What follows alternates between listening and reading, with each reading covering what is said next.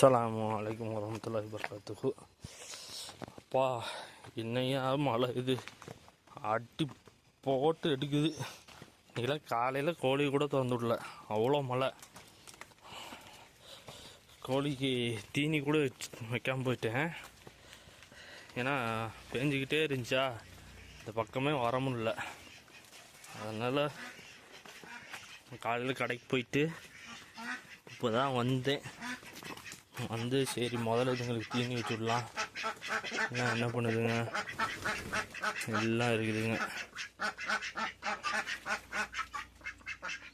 சரி போவாங்கிட்டு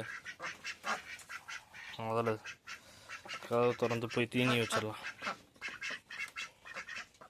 யாரையும் இன்னைக்கு திறந்து விடல, ஏன்னா மழை அப்படி இங்கே இவன் போய் எப்படி உட்காந்துருக்கேன். போடி போடி போடி போடி போடி போடி.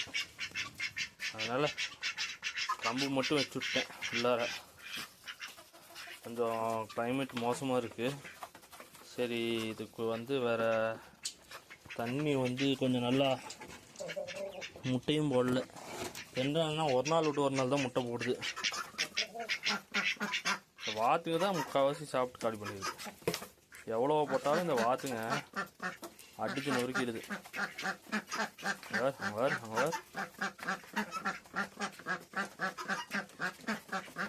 வாத்துங்களுக்கு இற போட்டு இது பண்ண முடியல, கண்ட்ரோல் பண்ண முடியல. இவர் எல்லாத்தையும் கோழியெல்லாம் கொத்திடுது.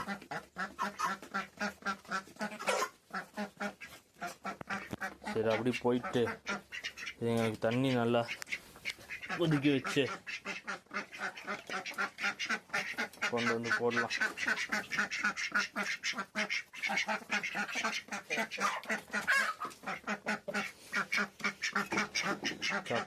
இந்த கிளைமேட்ல எல்லாம் வெளியே விட்டோம்னா அவ்வளோதான், ஒன்றும் ஆகாது. இந்த நாய்ங்க இருக்கனால தான் கொஞ்சம் பயமாக இருக்குது. நாய் கீரி ஏதாச்சும் ஒன்று எசக்க போசக்கா வேலையை காட்டுச்சுன்னா அவ்வளோதான். ஸோ ஒரு கோழி ஒரு 2 நாள் கண்டினியூஸாக முட்டை போட்டுக்கிட்டு இருந்துச்சு. அப்புறம் இப்போ ஒரு நாள் விட்டு ஒரு நாள் தான் முட்டையே போடுது. முந்தா நேற்று போடல, நேற்று போட்டுச்சு, இன்னைக்கு போடலை. அடை உக்காந்தாதான் தெரியும் யார் முட்டை போடுறாங்க என்ன ஏதுன்ட்டு. லைட்டாக கிளைமேட் சேஞ்ச் ஆயிடுச்சு. அதனால் ஒரு 2-3 நாளைக்கு இந்த மாதிரி மருந்து வச்சா தான் வேலைக்கு ஆகும். வெத்தலை போட்டாச்சு, மிளகு சீரகம் நுணுக்கி போட்டாச்சு, கொஞ்சோண்டு மஞ்சப்பொடி,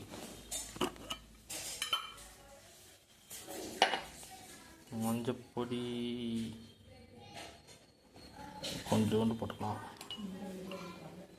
இன்னும் ஓம வழித்தலை கொஞ்சம் போட்டு நல்லா கொதிக்க விட்டு எடுத்துடலாம். அடுப்பில் வச்சு விட்டு நல்லா சிம்மில் வச்சு விட்டேன். போய் அதுக்குள்ளே கொஞ்சம் ஓமவழித்தலை ஒரு 2 ஓமவழித்தலை பறிச்சுட்டு வந்து போட்டுடலாம். பேஞ்ச மையமாக இருக்குங்க. அப்படியே போய் ஒரு 2 தலை போதும், 2 தலை போதும். பறிச்சுட்டு வா போடா கம்முண்டு போய் ஒரு ஓரமாக உக்காருங்கண்ணே. இல்லை முத்தின தலையை பிடிச்சிக்கலாம். 2 தலை போதும், வச்சு விட்ற வேண்டியதான். எங்கே போயிட்டான்? உள்ளே போயிட்டானா? டேய் ப்ரௌனி, இல்லை வா, போ மேலே போ. தண்ணியை வச்சு விட்டு இந்த வாத்துங்களை மட்டும் வெளியே துரத்து விட்டேன். அவ்வளோ கம்பு வச்சு மொத்தத்தையும் இந்த வாத்து திண்டு காலி பண்ணிடுது. ஸோ இவங்களை மட்டும் வெளியே திறந்து விடல. வாத்துக்குன்னா கூட இந்த மலைக்கு அது தச்சுக்குது. இதுங்க என்னென்னா கோழிங்க பொறுத்த வரைக்கும் அந்த மலைக்கு ஒரு மாதிரி அதை நினச்சினா குறுகி நிற்கிதா, கவார்னு பிடிச்சிது. ஆனால் வாத்துங்க அப்படி கிடையாது. மழை பெஞ்சுன்னா நல்லா விளையாடுது மலையில்.